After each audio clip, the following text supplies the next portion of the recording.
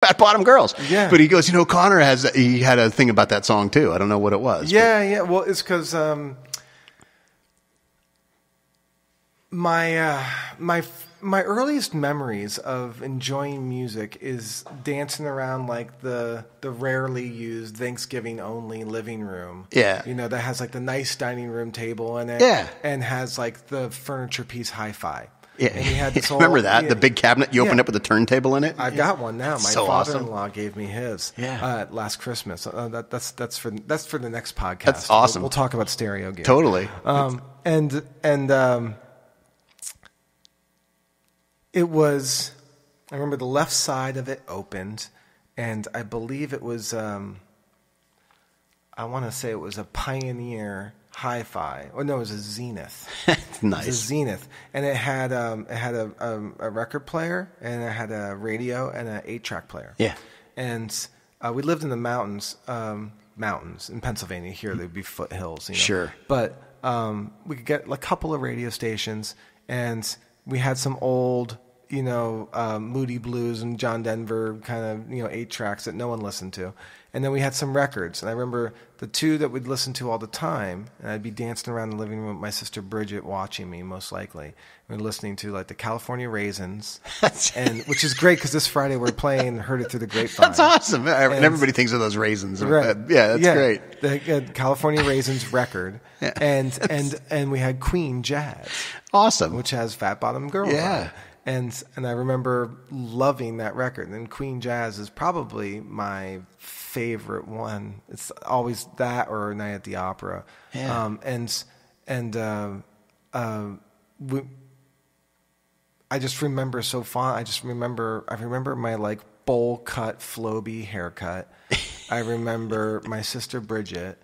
And I remember just dancing around super freely. I just remember as a super carefree memory. I was probably 4 or 5 years old and dancing around to Queen in the That's awesome. Yeah. And so that's that particular song, Bicycle and Fat Bottom Girls, really that just it like touches on something very like raw human about me, Perfect. That's great. That's cool. Everybody has that. You remember when you first heard whatever it was or where you were, and the hi-fi things. I think, and I know I'm a bit older than you, but that same generation our parents had. And like you said, big family. You had other siblings too, but I just remember that big piece of furniture that was, like you said, 8-track. They all had the same three things, right? An 8-track and a turntable and a radio. Yeah. And I think the one my parents had the big cabinet doors on one of them that all the vinyl was kept in there, right? Yes. Like a big record rack in there. Yep. It's too wild. Yeah. And that's awesome. My parents had some cool stuff, but I remember I hadn't even really heard rock and roll, right? I was my parents, other than like 50s Buddy Holly, Elvis stuff, and I was a big Buddy Holly guy, but I pulled out a Johnny Cash record, and I thought that was amazing. Nice. And that's when I had that nylon string guitar. I started plinking around because his stuff, a lot of it was not... It was what it wasn't, as I used to say. What he was so good at, what it wasn't. So I started kind of teaching myself to noodle around and play some Johnny Cash songs. And I remember my sister, I was kind of in the living room, and I opened up that big thing, and I pulled out that Johnny Cash record. I'm looking at it. I got this new guitar, and I'm plinking around just teaching myself a song with a set of headphones on. I remember the piano teacher going, could you please stop that? I'm trying to teach a music lesson in here.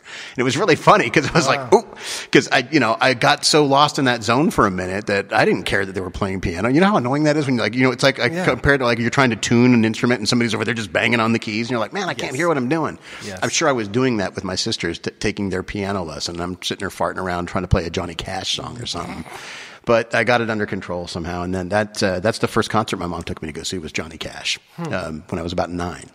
But again, that's all I was listening to was Merle Haggard and country music for a while, and I still really love a lot of that old country stuff. But went to my cousin's house, and like you were saying, you had the California Raisins. I think they had like Chipmunk Punk or something really goofy. But there was the Chipmunks covering Tom Petty, which I didn't think was punk. I still don't think it's punk, but it was great, right? It was fun. That's funny. But I think it was Aerosmith, Toys in the Attic. Yeah. That thing hits, the needle drops on that thing, and I was like, whoa. Yeah, this different. This shit's cool. My parents, rock and roll noisy. They were always talking about, get off my lawn kind of stuff. Yeah. Yeah, I heard Aerosmith, and I was like, wait, this is really cool. And after that, it was Zeppelin 4, and that same era, all those. Yeah. I was like, wow, this is, maybe I get my head out of that country twangy stuff for a little bit. And Think about those first 4 Zeppelin records. Yeah. Came out in such a tight period of time. What, between like 69 and Yeah, and the string of hits just on the first 2 alone. Oh my God. It's like some people have 30-year careers that don't have that many. Unbelievable. Yeah. We're going to talk about that the next time. We're just Okay, cool. Sit down and we're going to talk about Zeppelin 1 through 4. And, Perfect. And we're going to talk about every single song. You're going to come back many times on this, and we'll That's have fun. different topics. One time we'll just talk about our favorite records. Yeah, and I don't know if I probably have some form of ADD or something. I take a lot of turns. You've noticed I jump off the tracks quite a bit. This has been great. It's fun. No, I like what you do. Yeah, it's really fun. It's super fun. Yeah. I don't know if anybody else is enjoying, but I just realized it's just us. I think this is cool. That's the cool part, right? Yeah. No, this is going to be great. It'll go out, and I'm coming up with the plan to promote it. I put up the first one, and I'm seeing how the whole podcast publishing system works, and I'm waiting for. Seems like the one that lags behind the most is the iTunes Connect podcast distribution system. But like the first one I did is already up on Spotify. It's already up on iHeartRadio. Like that's awesome. On all the major ones, except Apple is lagging behind. So always this, and I learned a lot from the first one. Like the first one, I had the microphones on the stands on the table. Yeah, there's a lot of sounds and stuff from picking up. Putting the I could see that. Yeah, like artifacts. So went to the boom mic, and this will be the first one that's actually got video. That's cool. The first time I did the video, and I didn't hit it right, so I didn't have it. So that's cool that you got. I forgot that you had video going, but you do. I tried. And you said you're getting good at iMovie, another one of those lockdown specials. I went even full ham. I went and got myself Final Cut Pro, which works great. Nice. That's how I've been able to like on Saturday or Sunday, like I put out like 6 video cuts from Friday's jam. That's amazing. Yeah. How quickly you're putting those up. I can do them in like 10 minutes now because you dump all the files in there and it syncs it up based on the audio, which I don't have to do now. That's so cool. And I just basically watch it back and use 1 through 5 camera as a switcher on the keyboard. And I know our performance, and I can see all the various shots. I'm like, okay, that looks good there. Let's switch to that. Okay, let's switch back here and switch back there, and then throw a title on it and throw a little ending on it, and it's done. It's so funny, man. Again, that is such an incredible gift to not just my family, but I think the whole community. That I sent you an email one time. The one time I actually couldn't be there to see it, right? Because that was cool too. I could actually take a break from what I was doing, working. I wasn't that far away. I think it was in San Diego or something. But I wound up just kind of chilling and putting my earbuds in and opening up Facebook Live so I could watch it. Yeah. And who knew? I kept thinking, well, then I can go to and I can watch that same thing. But now that I can go to YouTube even and watch it afterwards. Right. And, So like you said, from a distance, or family who wants to see it, people who didn't get to see my kids this summer because they're 3,000 miles away. Now they're like, oh gosh, look, I can see them, and I'm at a recital almost. It's really kind of cool. Yeah. But to be here in that moment, it's just different. It's really cool to have the whole neighborhood out, the kids zooming around on their bikes. It's just, it's nuts. It's fun, and it's like you said, what a huge silver lining. And man, we can't thank you enough. I think it's thanks, just man. really, really cool what you do. And again, speaking of inserting yourself, like you said, you kind of just came out and said, I'm doing this. Yeah. And what a cool thing that you found out who your neighbors are. They're like, yeah, we like this too. It's awesome. Yeah.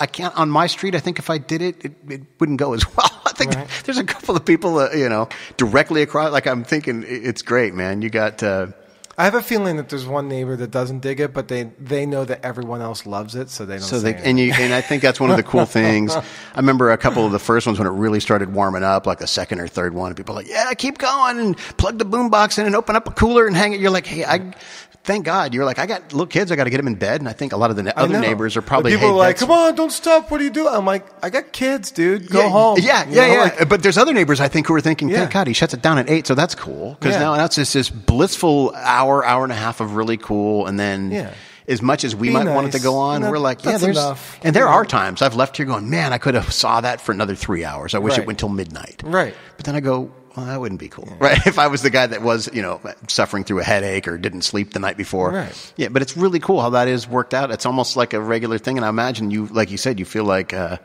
you said I'll do this till the end of this. We don't know when the end of it is, and you're still doing it. And God bless you for it, man. It's great. I love that you're doing it. And I speak for a lot of people saying, thanks, brother. Bottom of our hearts, sincerely. It's really cool.